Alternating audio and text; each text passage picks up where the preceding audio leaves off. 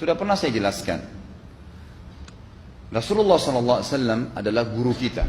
Sepakati dulu poin ini. Tidak ada guru bagi umat Islam siapapun yang syahadat kecuali Nabi Muhammad SAW. Ini disepakati dulu.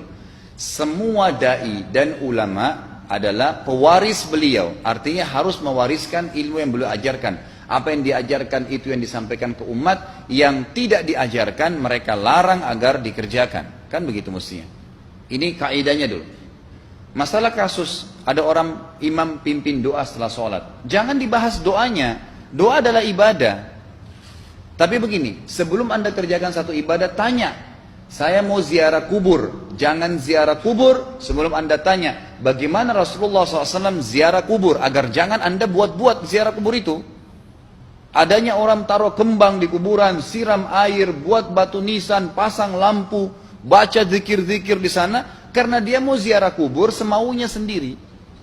Tidak bisa. Anda muslim, punya kiai, punya Rasulullah SAW. Suri toladan kita, uswatun hasanah. Tanya Rasulullah ziarah kubur bagaimana. Rasulullah SAW dalam hadis Bukhari menziarahi kubur Baqi. Datang, memberikan salam, mendoakan mereka, pulang. Nggak ada lagi yang lain.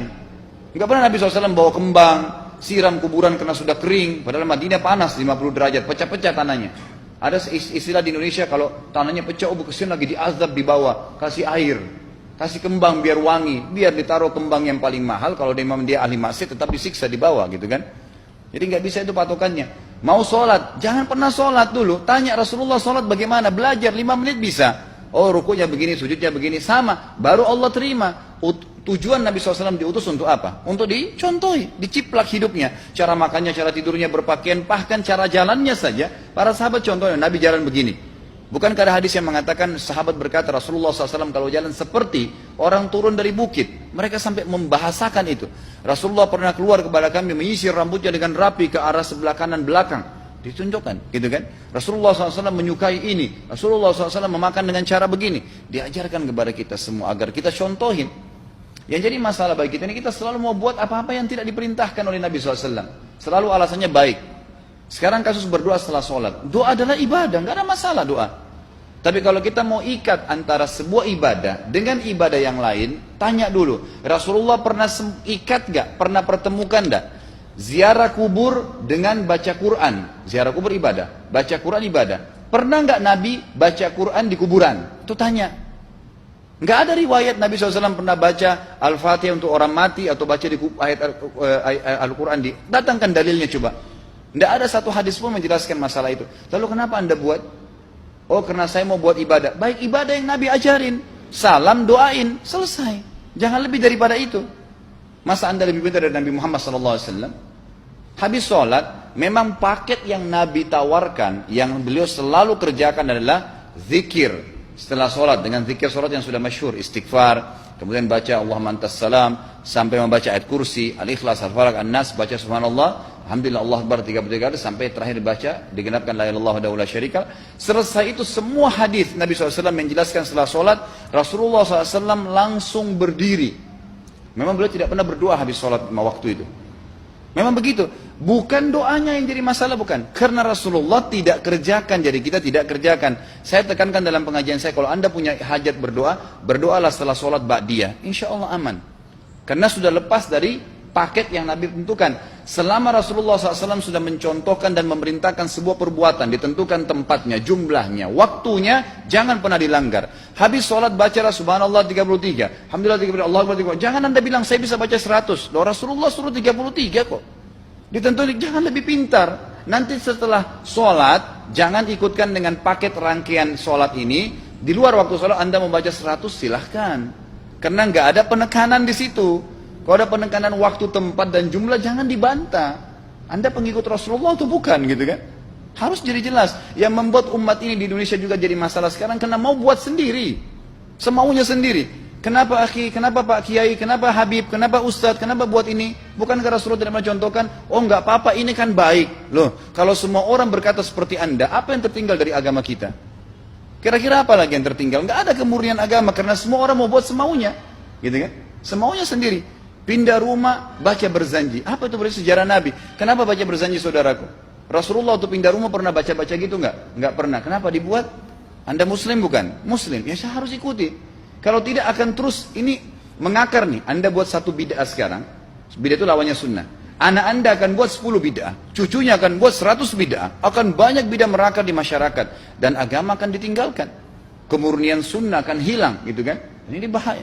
Ingat, Nabi SAW mengatakan kepada kita dengan hadis yang sangat jelas. Hadis sahih riwayat Imam Ahmad bunyinya begini. Semoga Allah merahmati umatku yang menukil dariku seperti apa yang aku ajarkan atau sebutkan.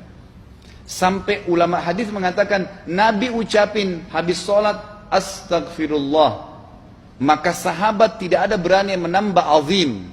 Enggak ada sahabat yang bilang astagfirullah azim habis sholat, enggak ada.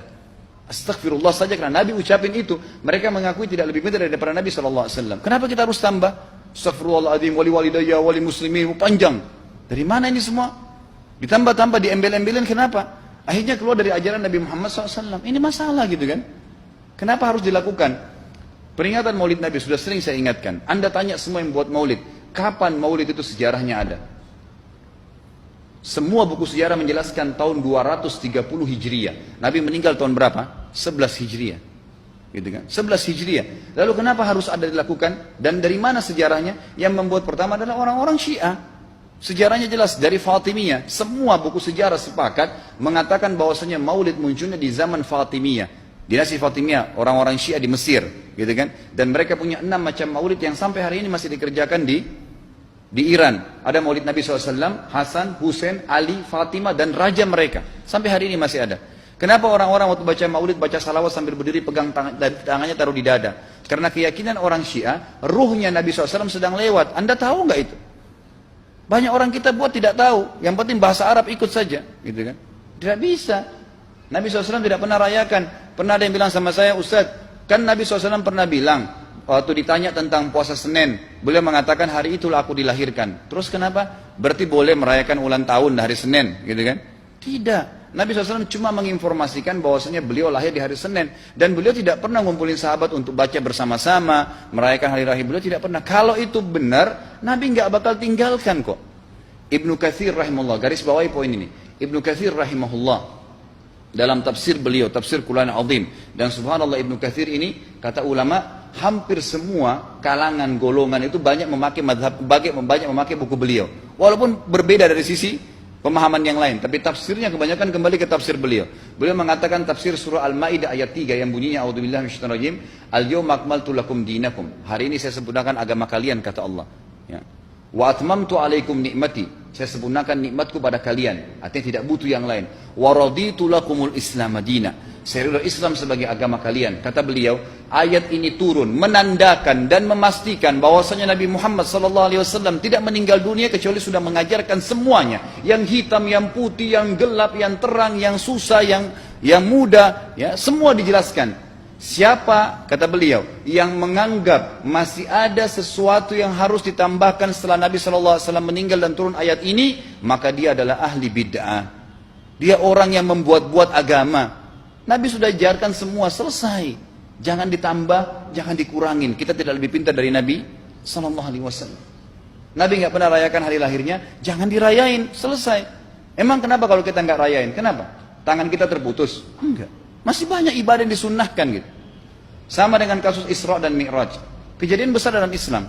Tapi Anda boleh kembali kepada semua buku sirah. Saya tantang semua buku sirah Anda kembali. Insya Allah yang berpegang pada Al-Quran dan Sunnah, memang ada dasar wahyunya, maka semua akan menjelaskan. Nabi SAW setelah pulang dari Isra dan Mi'raj tidak pernah mengumpulkan sahabat-sahabat untuk merayakannya setiap tahun. Tidak pernah. Boleh dipelajari iya, setiap hari. Tapi ditentukan tanggalnya lalu dibuat acara. Tidak pernah Nabi SAW buat itu. Lalu kenapa Anda buat? Kalau Anda mau tetap buat, ya silahkan. Itu hak terserah Anda. Tapi saya ngajak kepada Anda kembali kepada kemurnian ajaran Nabi SAW. Kita tidak akan pernah kembali. Kata Syekh Utsaimin rahimahullah, umat Islam ini akan kembali kepada kejayaan mereka kalau mereka betul-betul kembali kepada ajaran Rasul mereka Muhammad SAW. Murnikan ajaran Nabi yang jalankan seperti yang beliau ajarkan, selesai, akan aman. Pasti akan kembali kejayaannya. Kita nggak bisa saling menghardik, saling menyalahkan yayasan ini, organisasi ini, kelompok ini, karena masing-masing mau beristidlal sendiri, mau menjalankan sendiri hukum-hukum agama ini, bukan mengikuti sunnah Nabi SAW. Jemaah haji kita, jemaah umrah, datang ke Mekah, tur dalam kota Mekah, naik ke gunung untuk lihat Gua Hira. Kenapa naik ke Gua Hira? Oh, Rasulullah pernah di sini. Baik, saya jelaskan. Nabi Muhammad SAW ke Gua Hira sebelum turunnya wahyu. Dan beliau terakhir sekali di Gua Hira pada saat menerima Iqra bismi rabbikal ladzi khalaq. Itu saja. Setelah kejadian itu, beliau turun dari Gua Hira. Dari waktu itu sampai meninggal, Nabi SAW tidak pernah ke Gua Hira lagi dan tidak pernah suruh sahabatnya ke Gua Hira. Kenapa anda ke Gua Hira? Sampai naik 3 jam ada yang jatuh mati. Karena jahil, tidak tahu pemahaman agamanya. Nggak bisa begitu. Cukup dikenang iya. Kecuali Nabi SAW suruh, datangilah Gua Hira. Ya silahkan. Gitu kan? Kalau enggak, kan begitu. Masalah Isra Mi'raj, saudaraku, kejadian besar. Ambil ibrahnya, yang penting ilmunya. Oh, salat 5 waktu, kejadiannya pernah gini. Ada kebesaran Allah, ambil pelajarannya iya. Yang Nabi tidak contohin, maka jangan dikerjakan. Hanya itu saja. Zikir bersama, di sini ditanyakan juga zikir bersama. Nabi SAW disebutkan dalam hadis Bukhari, kalau berzikir habis sholat, beliau membaca zikir tertentu, sahabat baca zikir tertentu, sahabat baca zikir tertentu. Jadi Nabi SAW tidak pernah paksain. Enggak pernah Nabi misalnya baca ayat kursi, harus semua sahabatnya ikut ayat kursi, enggak. Nabi SAW baca ayat kursi, si fulan baca al-ikhlas, si fulan baca subhanallah, masing-masing. Dan ingat, Allah SWT mengatakan apa? Tentang masalah zikir dan doa ini. Ya. Dikatakan, ya, kita harus berdoa kepada Allah, ya, wadunal jahri minal qawli bil gudui wal asal, wala takum minal ghafilin. Berdoalah kalian, berzikirlah kalian dengan doa kalian, dunal jahr minal qaul, tidak dengan teriak-teriak. Allah berfirman dunal jahr, tidak teriak-teriak, ya. Dan janganlah kalian menjadi orang-orang yang lalai. Makanya pernah ada sahabat, waktu Nabi SAW berkata begini, dalam hadis Bukhari juga, waktu pulang dari salah satu perjalanan, kalau kalian sedang menukik, kuda unta lagi menukik, bertakbirlah, bilang Allahu Akbar. Kalau kalian sedang menuruni sebuah lembah, bertasbihlah, bilang subhanallah. Ada satu sahabat Badui, orang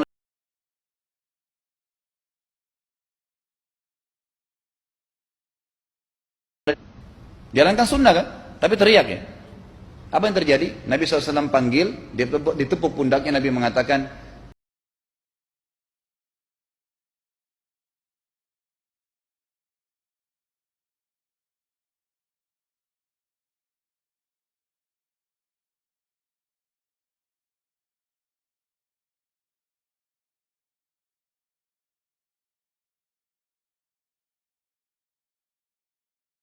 yang buat kacau kita ini jadi kacau karena mau membumbu-bumbui, macam-macam ditambah-tambah.